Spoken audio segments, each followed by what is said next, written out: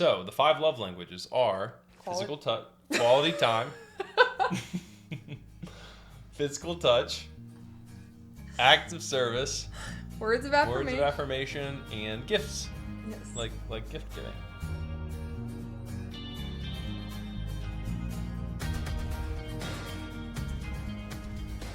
Welcome to the Banter Bliss podcast, where we try to take marriage seriously, but not too much.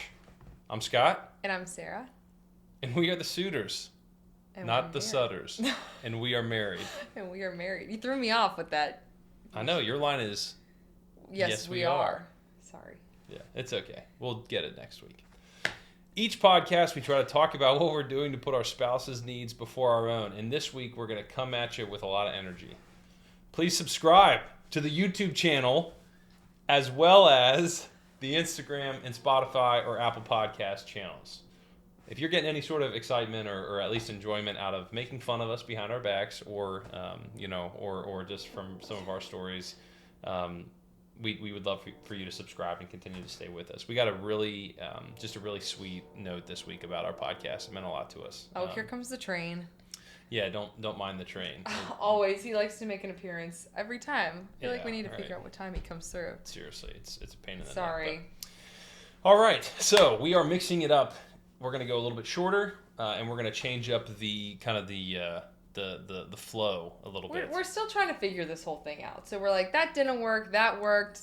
Well, Let's so the story shorten is that, whatever. So yeah, the story is that I fired up the podcast one day and was like, wow, this is kind of boring. It's kind of boring. Word. But it was primarily because like that night specifically, we were tired, we were stuffed, like we're ready to dial it up. We're ready to like lock in. I'm always ready to lock in and dial it up. Okay. See also 7 a.m. in the morning. Okay, not always. When it's nighttime, I'm usually pretty I can be pretty hyper and stuff. Yes, you can be very hyper. Yeah, rewind when I'm trying to sleep and you want to, watch shows and stuff. Yes, when I watch shows, let me clarify, play games and watch shows.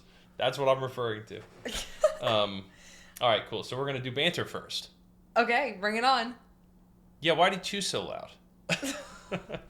I don't chew loud. I really don't. I don't know why you I chew a normal loudness amount.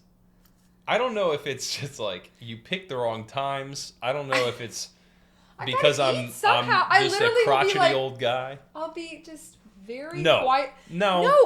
No, No. No, I don't. Okay, I eat like a normal. I'm not like sitting there like chomping on stuff. You eat like granola and pine cones at like midnight in our bed.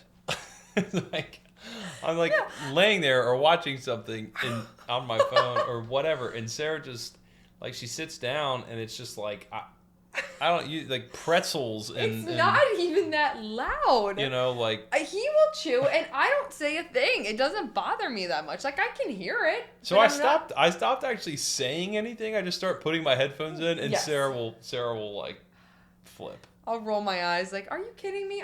I'm not sitting there even chomping with my mouth wide open. You would think I was chewing in his ear. That's what it feels Anyways, like. and then I'll take a sip of water. I try so I try so hard to swallow quietly. And my theory is that I don't have tonsils.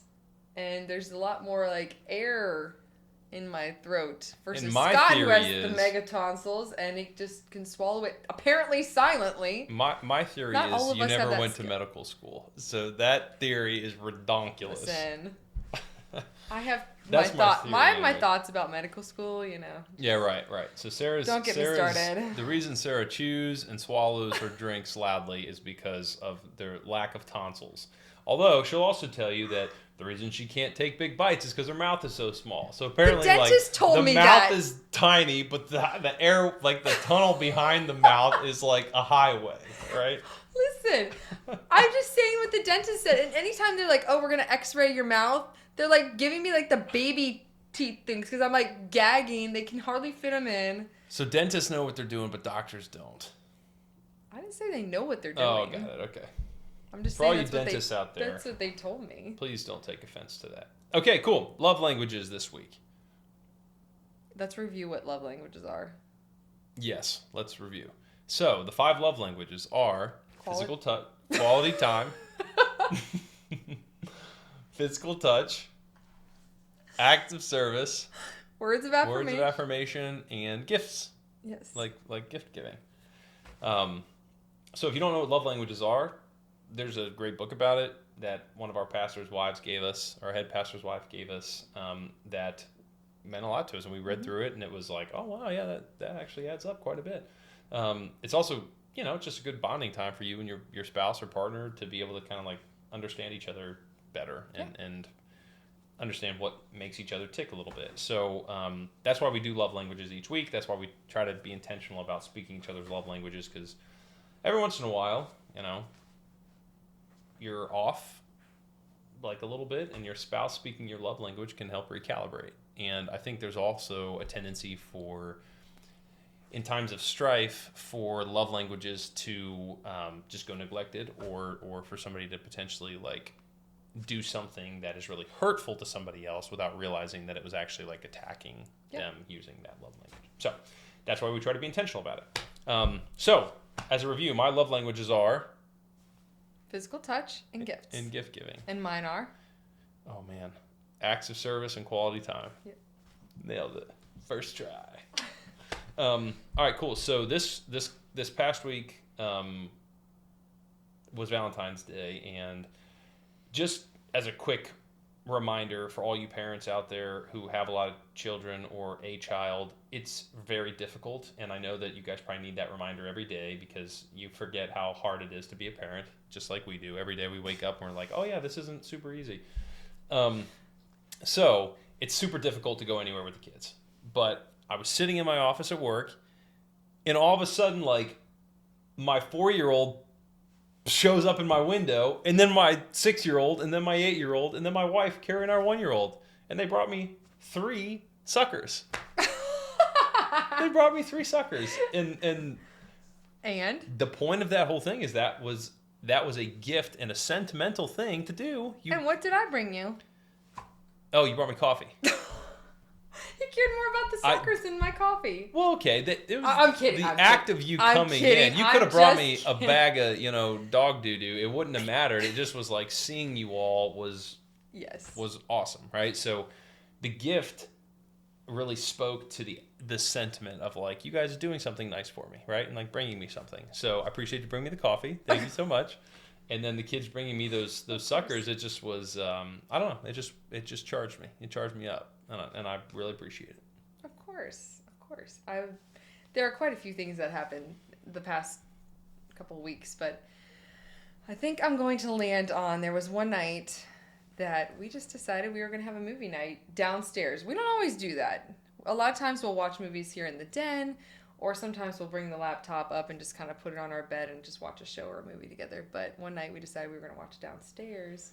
And we got out the sparkling grape juice, cuddled up on the couch. Yeah, we had to do it right, man. Yeah. Right. Well, the hard stuff, the sparkling grape juice.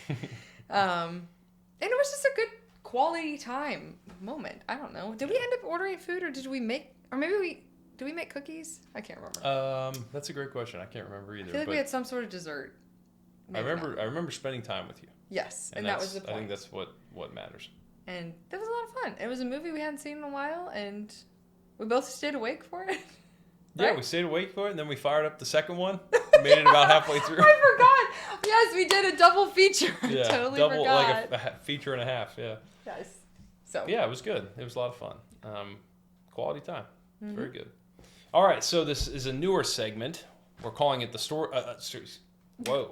We are calling it A Story from the Vault. So new we can't even pronounce it. That's right. Just buckle up. A Story from the Vault. Story from the Vault. Sutters Story from the Vault. Yeah, surely there's an acronym in there. Maybe this segment will be sponsored one day by, like Tide detergent, your favorite. The chemicals? No, just not kidding. Tide. Joking. Tide. So Story from the Vault. So the story of us going sledding at Stanbury Park. Do you want to start it? Okay. So we were not newlyweds. We were almost a year into our marriage. We just bought the duplex, right? Yes, we just kind of moved in. Just moved into Mount Washington, and there's a park kind of across the street that has this very big hill. It's not a hill that you walk up and go down. It's like you're walking on a path and suddenly it just drops off into these woods. Yeah. And we could tell that some kids had been sledding there because there was snow all over the ground. I was going to say, we could tell there were like a bazillion just smashed sledding saucers, like pieces everywhere. It was, we didn't realize, but it was just pretty much a sheet of ice from all the kids that had been sledding and all the broken pieces of sleds. And we were on our date and we said, hey, we should try sledding down this hill. And we found out very quickly why it was just full of, it was like a graveyard of sleds. It was like a sled graveyard. Yeah, Classic it was sleds. wild. So why is this story hilarious? Yeah, I feel like you need to tell your side because my side, I got on a piece of broken sled that was, good size, and I just went straight down like a normal human being. Scott started next to me. And where did you go? We're gonna add the video clip in, so if you're watching on YouTube, you might be able to actually see what we're about to talk about. I'm gonna do like a Chris Nolan here, where I'm gonna pause the story and I'm gonna back up a little bit. So, Sarah and I have been married for not quite a year, right? Yeah. And it had nothing to do with our marriage or with her. I was in a job that I didn't like, and I was just like not happy. Like I just was like. I think the word depressed is overused, but I was like, I was basically there, right? Yeah, like yeah. I was at a point where I just was like so unhappy every day. Excuse me. And so we go on this date, and I'm moping, walking through the park. Good grief, excuse me. Do you want my Stanley? Maybe I'd need it, yeah. Guys, let's get this on camera. Here you go. Yeah, seriously, this is a maiden voyage. Oh, there's like chocolate soft on Oh, perfect.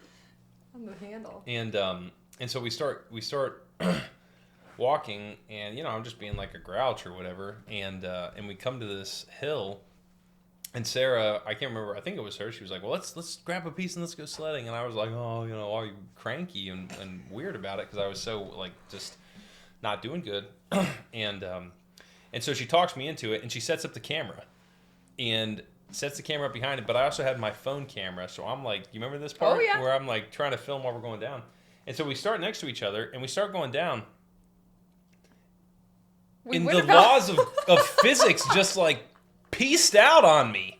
Sarah starts going down normal, and all of a sudden, like, these things don't have steering wheels. Okay, wait. Literally, I'm like going, and it just takes off sideways. To be fair, Scott was sitting on like a triangular piece of broken sled with his huge body. So it just It's like the rudder was just like completely turned sideways. So I start going just like... He cut in front of me. Literally, I'm going straight, and suddenly he just zips past Yeah, me. right. So I cut in front of her. But the hill, the way this hill is set up, it's like a big drop and then kind of levels out a little bit and then another drop, right? So Sarah, if you watch the video, Sarah is going on like a rope, the straight rope the entire way down. And I come straight across her body and then like tumble out of my sled. I lose my phone. Yes. I tumble out of my sled. Spinning. My sled goes flying, and it's so icy. It's like a sheet of ice, and I just kept going. So I started like spinning as I'm flying down there, and I'm not even on a sled anymore, but I'm like sliding down like I'm on a sled. And I get to the bottom, and I crashed into you. And all of a sudden, Sarah just wrecks right into the back of me. I mean, like, literally, it was like I took the longest route to get there, got there first somehow, and Sarah just on a straight line, just cruising down the hill, just like ran right in the back of me. And then and she thought I was going to be super I mad for sure because of how bad of a mood that I was in. But dude, we both just were crying. We were laughing so hard. I'm crying right now. Literally, it was the funniest thing ever. And yeah, sure enough, my phone comes like sliding down the hill. Oh, the video after from all his this phone stuff. is great too. Yeah, that's probably lost. No, we to have the it archive somewhere. Do we? I've seen it.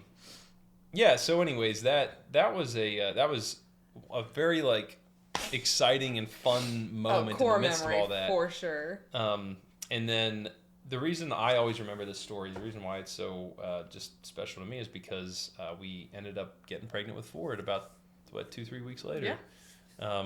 And then we'll tell the story sometime of when you told me that you were pregnant with Ford. But The reason it's so special is because all of that feeling of depression and hopelessness and sadness, when we found out we were having a kid, like it just evaporated, and it's never really come back. It all started with the sled ride. And I always remember that was kind of like the turning point. Yeah. So, anything to add to that? No. All right, so onto our last segment here, marriage tip. So we always want to leave every episode with a marriage tip. So this is something that took us a couple years to figure out. For sure. And it happened where we ended up having a couple like bad starts to vacations before we kind of figured this out. But I'll let you kind of introduce the idea. Okay, so every year now, it used to be every other year, we go on vacation with Scott's family. It's not just his immediate family. It's the whole aunts, uncles, cousins, and stuff like that.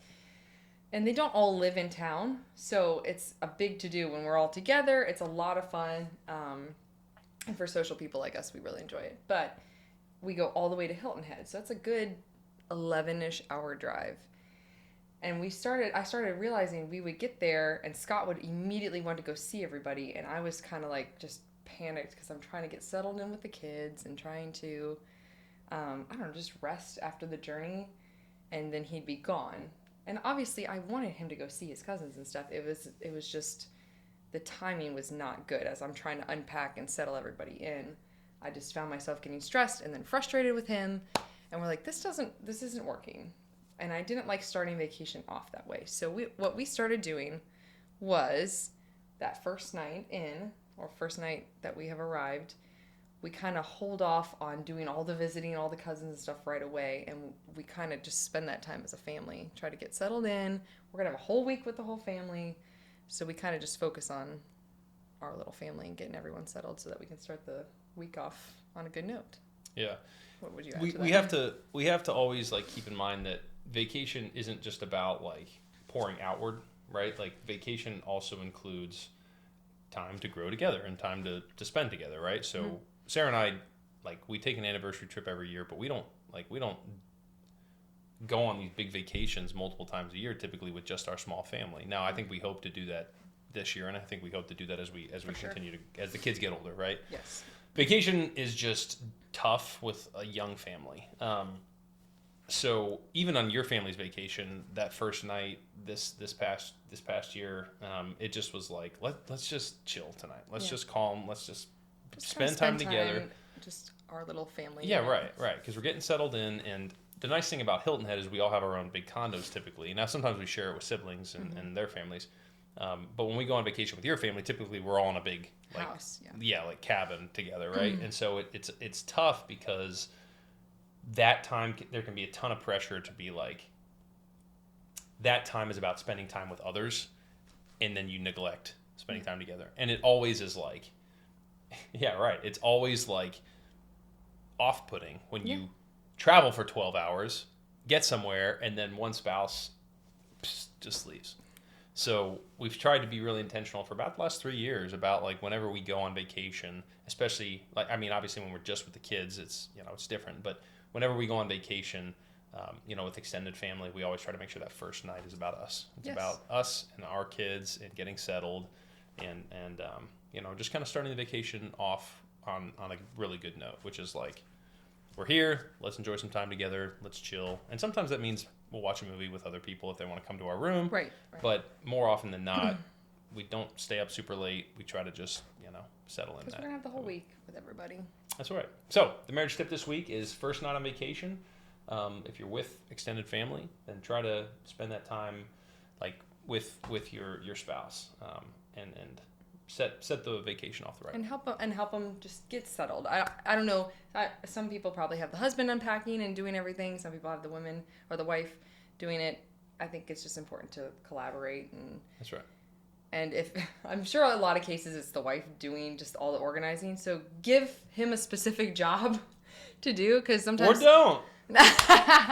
No, I think. Especially if he drove the whole way. Yeah. Well, there are so many times Scott's like, what do you want me to do? Yeah, and I'm like, no, that's true. But if I have something specific in mind, then he goes and he does it. Like, That's it right. gets it done. That's right. And I think that's super wise. It's a very wise thing to have that in the back of your head, which is like, it can feel like, why isn't he helping me? But in my brain, all I'm doing is like replaying the 2011, NBA Finals. So you're working, you're already off on a bad start there. But if you tell me what to do, more often than not, I just go do it. So, all right. So vacation, it's already hard enough. So start it off right. First night, try to spend that time in. So that's the pod. That's all we're doing this week. So we're cutting it. We're doing a short one to see how it goes. Next week, we were already chatting about our banter. Next week, we're going to talk about the wildlife situation as we were being raised. Who engaged with snakes? And which of us do you think spent more time with wild creatures? That's right. Me or Scott? That's right. Stay tuned. So this was the Banter and Bliss podcast, where we try to take marriage seriously, but not too much. I'm Scott. I'm Sarah. And we are the Sutters, and we are married. Yes, we are. All right, subscribe. And we'll catch you next week.